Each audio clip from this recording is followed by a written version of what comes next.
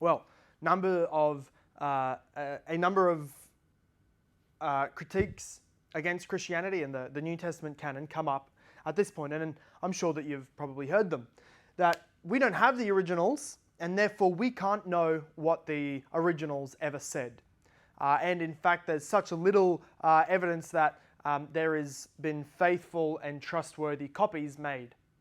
Well, I want to suggest that we actually have a great reason, a great number of reasons to trust that the copies that were made from those originals, which ended up being those which were translated and proliferated throughout the world, those are very trustworthy, and they are faithful and accurate copies of the original. In the first few centuries, I'm going to make this little marker here. First few centuries, all these lines mark 100 years. Here's stretching from 200 BC to 0 AD and through to 1200 AD. In these first few centuries, we actually have a large amount of copies, what they call manuscripts, of the Greek New Testament, or portions of the Greek New Testament. The word I'm going to write up here is just a word that you will come across a lot if you do any further study in this area, and that is extant. That means something that we still have in existence today is extant. It's the opposite of extinct. We have today, dating back, having been written in these first few centuries of the Greek New Testament, we have 5,400 copies thereabouts of portions of, or the entirety of, the Greek New Testament, which is an enormous number, but that might even stir up a bit of anxiety as you think 5,400 copies? I can't imagine what the message would end up being if I wrote a letter and it was copied one after another 5,400 times. The end, if there was even just one mistake every 100 copies, there would be an enormous amount of mistakes by the end of it. Well, we're going to look at the fact, at the quality of the copies soon, but at the moment we're just looking at the sheer quantity. And these all dating back, right back here to the first few centuries. I'm also going to make a little marker here showing that the last of the Bible was written in about 90 AD throughout the first century. And the first copies that we have of the New Testaments that were made, so the originals were finished being written in about 90 AD, and then the earliest manuscript that we can date back is mid-first century thereabout, between 100 and 200 somewhere. Now, that is not a large gap at all. We can place it at about 125 AD, and the last of the books being written in the late first century means that we have a gap, and that's what I mean by gap here, a gap of about, you can take the high and end number on each side of the gap, but around about 40 to 85 years of a gap between the New Testament having finished being written and the first copies of the New Testament being made that we still have versions of. I'm not saying that there was only ever this many copies made, or that there was no copies made in those 40 to 85 years. I'm simply saying that today, the extant copies that we have only date back so far and are so many. But this, what we call the gap, is quite extraordinary. I'm going to show you why. As we compare this to other versions or other documents that historians read and trust in history, we're going to see that if we can trust such things as the records of the Roman history and the records of the Roman Caesars, then we have a lot of reason, an overwhelming reason, just humanly speaking, to believe what the New Testament says is accurate. There was a man by the name Julius Caesar. You might know that guy, the big JC. He has there was a document written called the Gallic War, and it was a historical account of the Gallic War. And it occurred here in the first century. It was when it was written, but we have only today How many copies do historians have that they read and trust? They have only 9. An overwhelmingly decreased amount from what we have of the Greek New Testament. But I'm not saying that they can't be trusted, I'm simply saying that they are very few in comparison. That if we can trust what happened, what is recorded about Julius Caesar to be accurate, then we can all the more trust that what the New Testament tells us in these manuscripts is trustworthy. Well, the next question is, what was the gap? There was 9 compared to 5,400.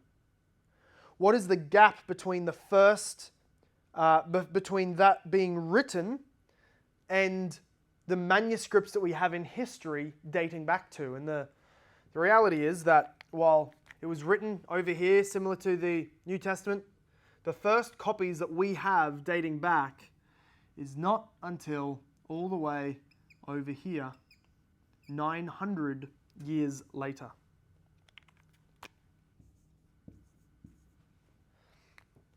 That's quite a gap. Especially if people want to get critical about the New Testament gap here between originals and copies that we have, well, they should be all the more critical and never even believe a word of what is said about Julius Caesar, since there was only 9 copies made, and the earliest one that we have, the copy was written down in the 900s AD. That's an enormous gap, but we can go even further. There's a man by the name of Cornelius Tacitus, CT, and he tells the story of much of Rome's history in the 1st century, so again in this area here.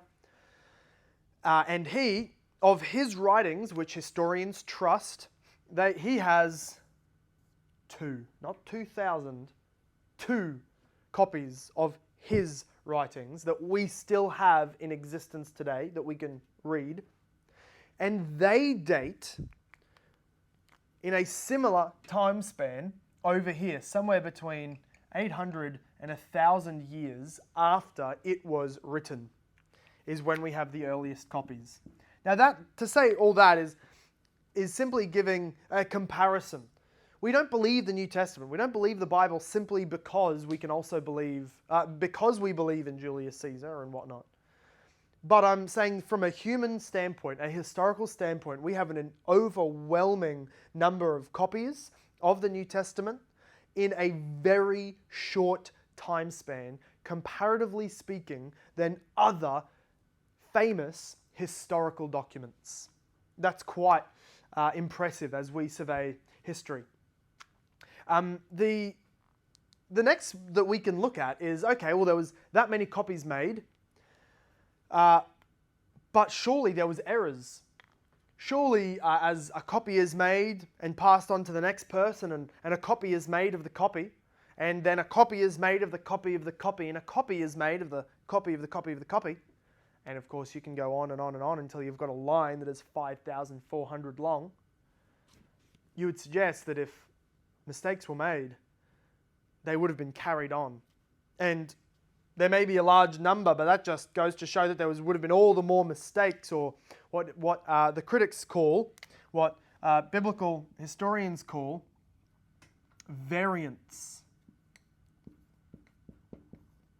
Variants, that is, areas where the manuscripts differ to each other. Now, I want to say this, first of all, that there was not 5,000 copies made of each book. Let's say we had 250 copies of the book of Mark. That does not mean that there was 500, I guess, one after another copying of each other copies.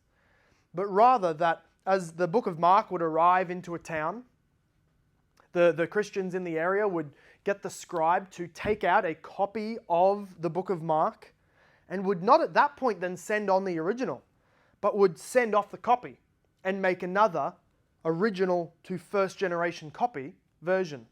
And then they would pass on that copy and make another first generational copy. So that if he did make a mistake in any one of the copies, it does not then get copied again onto the next version. So we have many which would have been first generation copies, and then the original is sent off to the next town that they might do the same. So that's to talk about the generations of the copies, but then we can still ask the question, in those copying, was there variance? Because critics will say that the early Christians who were making the copies of the New Testament were not intelligent men, were not learned men, were not really good at their craft. They were sloppy. Some of them couldn't even read. They were just marking down the lines and dots that they saw on the autographs. But in fact, as we go back, we can see high evidence of good quality copying. But we'll look at that next. First of all, we want to say, are there variants?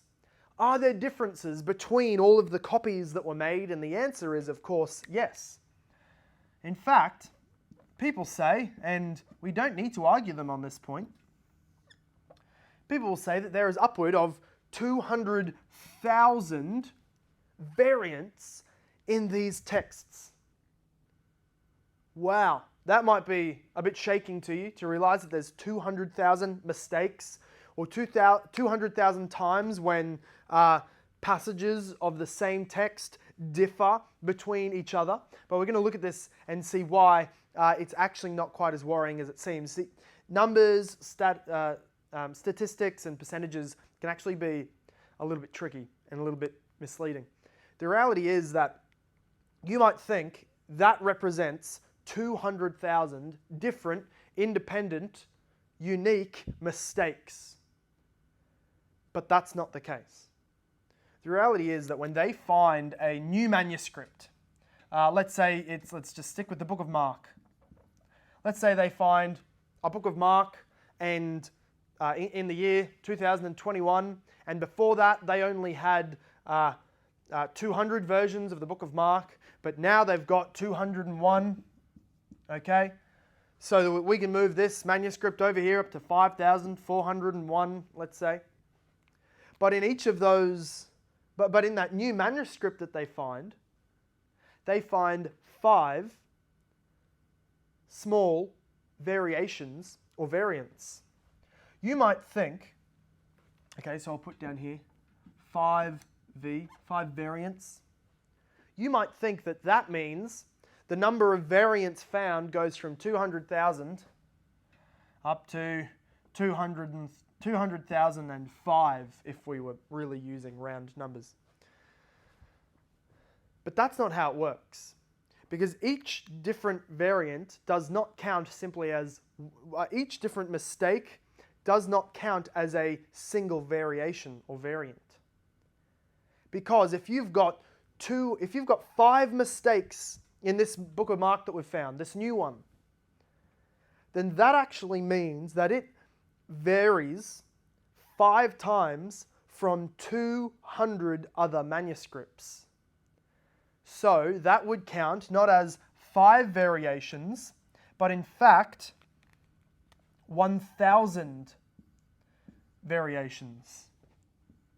Because even every single one mistake found in this book corresponds to variations to 200 other books, and so they are all counted individually. So in fact, as Michael Kruger says, a scholar that specializes in the canon, he says we're sort of victims of our own success. If there was much less copies found, then there would be much fewer variations or variants as they're counted, and it would be much less of a scary number.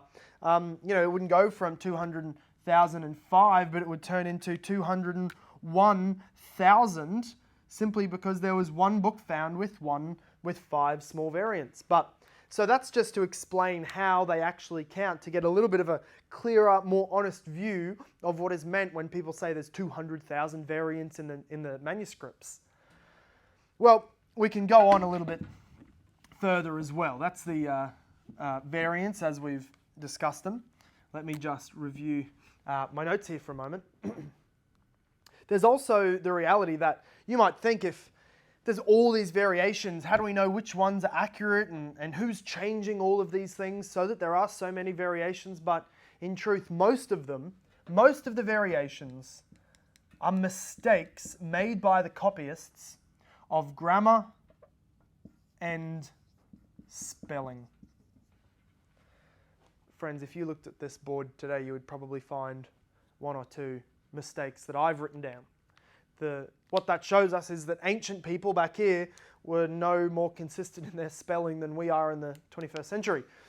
Yes, there were grammar and spelling mistakes, and they count into this 200,000 variants, but no one's going to be reasonable in arguing that they change or somehow confuse and cloud how we are able to understand the apostles' teaching.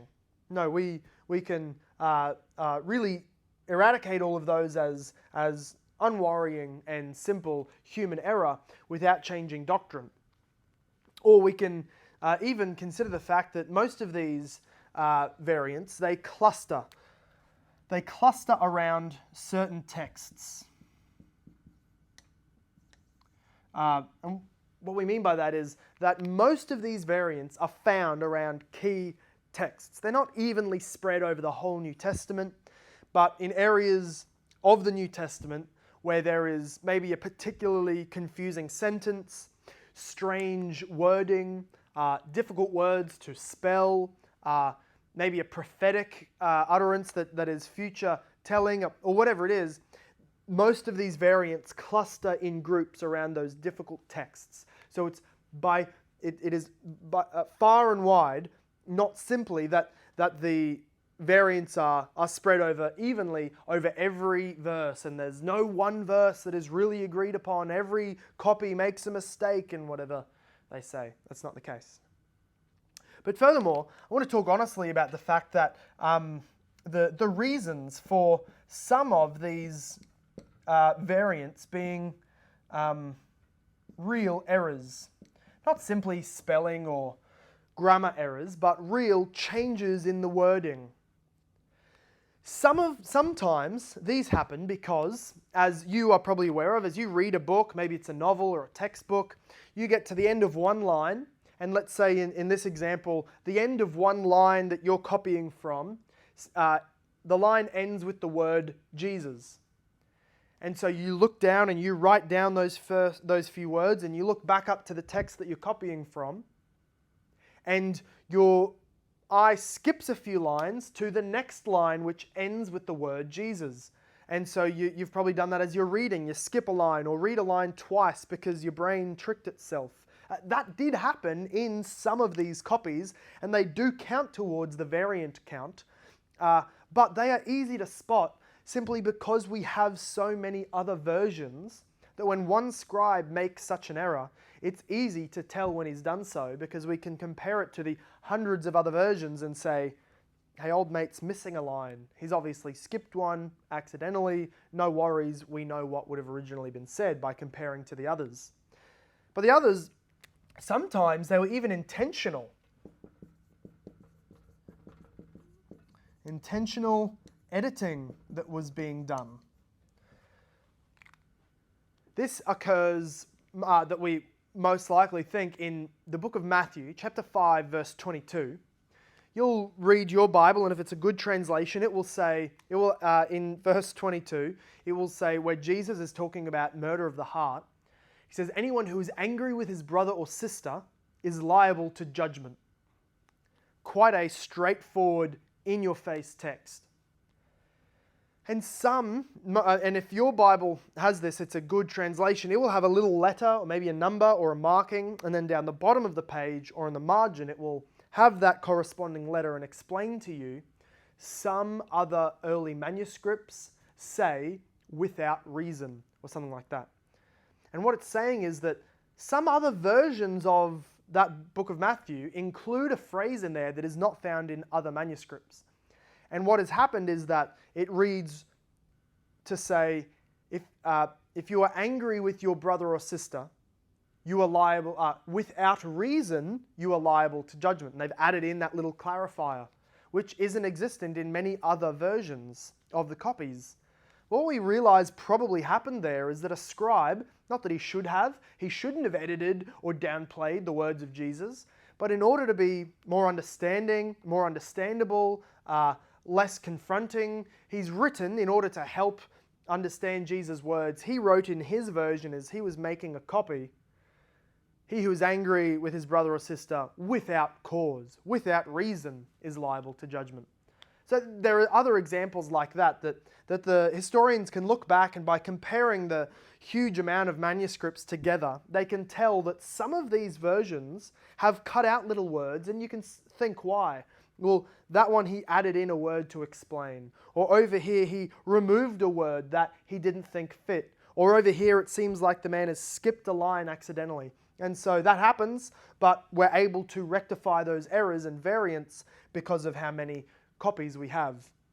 So that's the reality of the variants. I don't think that we should be worried. It simply shows that there is not this big conspiracy going on in the first century where they changed whole books and took the meaning and twisted them all so that in this 40 to 85 year gap, some conspiracy happened and we don't know what the original authors said. They were all changed.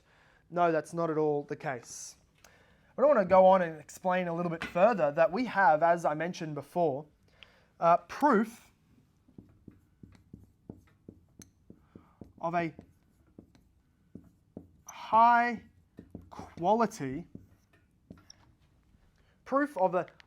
quality of the copying that was going on.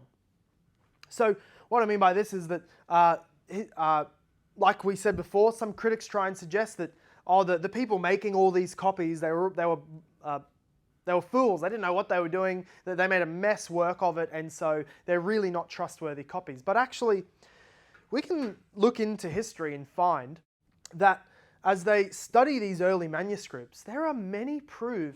There is much proof, rather, that the people making these copies were men of skill set aside for the task. Of course, there's exceptions, but by and large, the New Testament Christians, the early century Christians, really believed that the job of copying belonged to men who could do the job well, and rightfully so.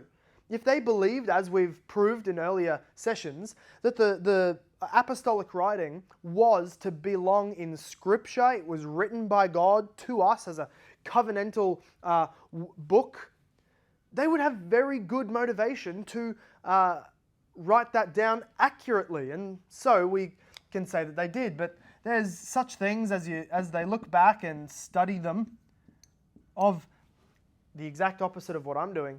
They can look back and see elegant handwriting that is well done and almost professionally written down. They can also look back and see evidence of double checking, which of course is what we do when we want to make sure work is done well. You'll have another tradesman come across and check the construction, or come across and check your work. Well, they were doing that with the manuscripts, that there was often that two scribes would check each other's work and co-sign down the bottom and whatnot. So that's assuring that was going on. It shows that there was a high value on producing high quality manuscripts. Or we can even look back and see the nomina sacra. Let me write it down. The nomina sacra is Latin for sacred names. And what we mean by that is